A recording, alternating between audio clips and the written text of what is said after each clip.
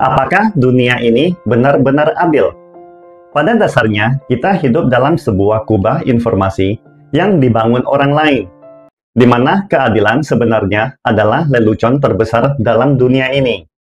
Saya kurang peduli dengan perseteruan di ranah opini publik, di mana orang-orang dengan emosi atau pengalaman pribadi mereka sendiri mendukung Rusia atau Ukraina, mendukung Israel atau Palestina, mendukung maskulinitas atau feminitas. Banyak di antara kita sering berbicara tentang hak asasi manusia, keadilan, kebenaran, dan perdamaian.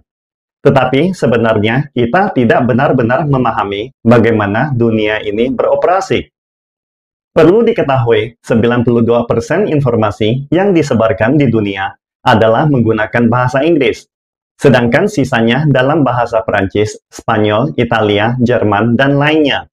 Semuanya di bawah kendali negara-negara Barat, sedangkan konten dalam bahasa Mandarin kurang dari 1%. Dalam 1% itu, sebagian besar informasi yang kita terima berasal dari dominasi Anglo-Saxon, mulai dari buku teks, materi pelajaran, teori, konsep, hingga makalah, peringkat keuangan, dan bahkan emas. Artinya, kita hidup dalam kubah informasi yang dibangun satu kamar di atas yang lain. Akibatnya, kita berpikir apa yang kita lihat dan ketahui adalah realitas yang paling nyata. Kita hanya mempercayai apa yang kita ingin percayai. Pepatah tua Tiongkok mengatakan, Anda percaya pada begitu banyak hal karena Anda tahu begitu sedikit. Misalnya, orang awam cukup terkejut ketika mereka hanya melihat sebagian kecil dari kegelapan dalam masyarakat manusia. Kita tidak tahu, kita selalu ingin tahu kebenaran, tetapi sebenarnya tidak ada kebenaran yang mutlak. Yang ada hanyalah sudut pandang. Sebagai contohnya, perang Hamas-Israel baru-baru ini. Warga Palestina menganggap itu adalah tanah mereka. Mengapa malah menjadi pengungsi di jalur Gaza yang setara dengan penjara terbuka terbesar di dunia? Sedangkan orang Israel menganggap, mengapa Anda Palestina berani menyerang kami? Apakah Anda ingin mati? Jadi, siapa yang benar? Atau di pihak lain, orang Ukraina menganggap, Ukraina adalah negara berdaulat. Mengapa Rusia boleh menyerang kami? Sebaliknya, Rusia menganggap pada masa lalu semua aturan internasional dibuat bersama oleh Amerika, Inggris, dan Prancis. Mengapa Amerika boleh terus-menerus membuli kami semaunya, dan kami tidak boleh membalasnya? Jadi, siapa yang tidak punya alasan? Atau semua orang Tiongkok menganggap bahwa Taiwan selalu menjadi bagian dari Tiongkok yang tidak boleh dipisahkan. Sedangkan sang hegemoni Amerika berpikir, apakah Tiongkok mencoba mengancam dominasi Amerika di masa depan? Itulah mengapa Amerika perlu membuat kekacauan di dunia dengan memanaskan situasi Selat Taiwan atau LCS, dan tidak ingin Tiongkok mengubah status quo. Dengan kata lain, perbedaan peradaban, agama, budaya, dan kepentingan yang berbeda dapat berarti sudut pandang yang berbeda. Artinya, jika tanpa kekuatan yang sebanding, Anda tidak memiliki hak untuk berbicara tentang keadilan, baik itu suatu negara maupun individu. Keadilan hanyalah chip di atas meja perundingan.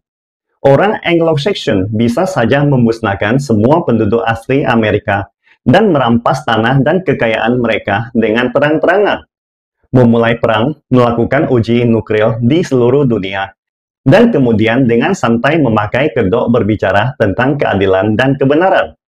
Paman Sam bisa datang ke halaman rumah Anda dan memamerkan ototnya, menguasai seluruh dunia, tetapi tidak mengizinkan Anda untuk melawan.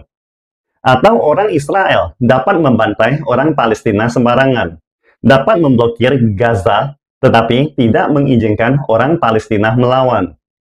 Tidak banyak yang tahu apa yang sebenarnya terjadi di Palestina, karena semua media didominasi Barat. Atau misalnya ada cerita yang tersebar luas bagaimana tentara Israel mengambil alih dua bukit karena musim dingin, di mana desa itu dulunya milik Palestina, dan mereka merebutnya karena orang Israel suka bermain ski di musim dingin, dan menyukai hot spring di desa itu. Apakah orang Palestina memiliki CNN atau BBC? No, mereka hanya memiliki bom bunuh diri.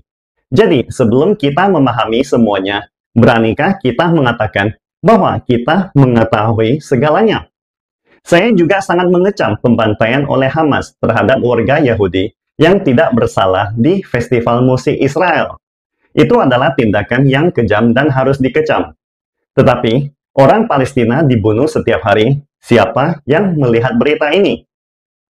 Mengapa Rusia tidak boleh mengambil alih wilayah Ukraina, tetapi Israel boleh merebut Palestina? Mengapa perang Rusia-Ukraina dianggap salah, tetapi 5 perang Timur Tengah yang diluncurkan AS dianggap benar?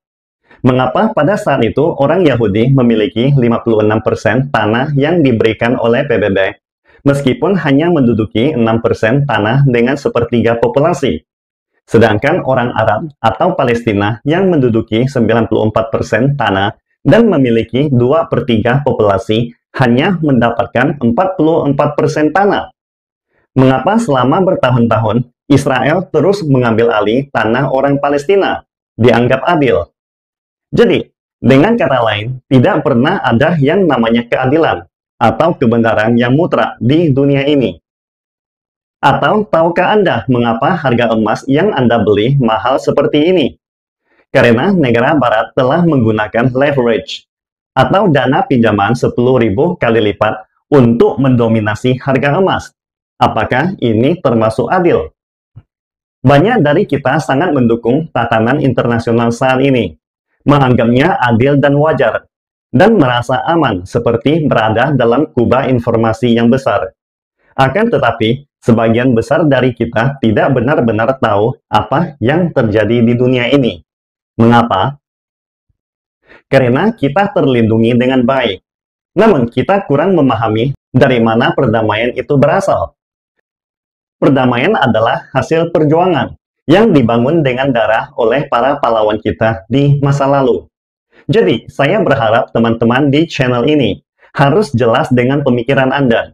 Jangan mudah percaya begitu saja pada apa yang Anda dengar. Jangan terlalu sibuk dengan mendukung ini atau itu, karena akan terlihat sangat naif. Lihatlah masalah secara terpisah, dan selalu menempatkan kepentingan negara di atas segalanya.